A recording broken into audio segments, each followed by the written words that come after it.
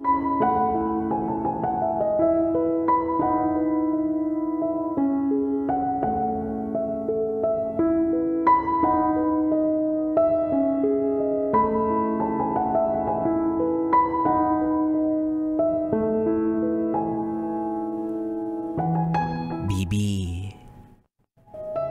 meron ka bang taong kasalukuyan mong nakakamabutihan?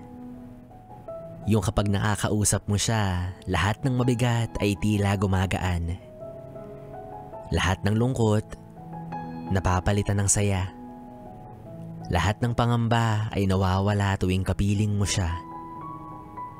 Magkausap kayo halos araw-gabi. Humihinto ang oras kapag kayo ay magkatabi. Halos hindi ka na nga mapakali. Kumbaga, suwak na suwak. Bagay na bagay. Kung titignan, maiisip mong pwede naman. Pero bakit ganun? Ang lahat ay parang limitado lang sa pakiramdaman.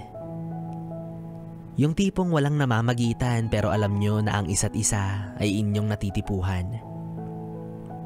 Walang may lakas ng loob na umamin ng tunay na nararamdaman. Kumbaga, kayo ay nagkakapaan. Walang nangyayaring aminan. Para bang may pag-aalinlangan kapag tungkol na sa kung anong meron kayong dalawa ang pinag-uusapan. Walang nagmamadali. Walang nagbabakasakali. Nagkakailangan, nagkakahiyaan. Hindi maihayag na ang puso nyo ay nagkakaintindihan pero hindi ang inyong mga isipan. Pero sa pakiwari nyo ay okay lang.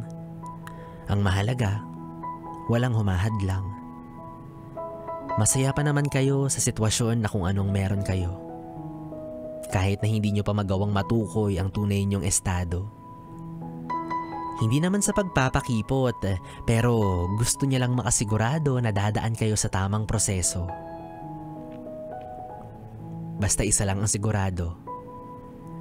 Palihim niyong umaasa na kayo rin bandang dulo. Sus, daming alam. Paano kung hindi umabot ng dulo, o diba? Kawawa rin kayo. Paano kung ang bandang gitna lang kayo biglang magsawa? O di kawawa, nga. Sayang yung pag-asa-asa, bala kayong dalawa dyan. Di pa kasi mag-aminan, parang sira ulo tong dalawang ito. Nakikialam si B-Boy Bibo, no? Yes, friend, kapiling mo pa rin DJ B-Boy Bibo para sa ating tuloy-tuloy na BB Time hanggang mamayang alas 12 dito sa 101.1 Yes FM Solid.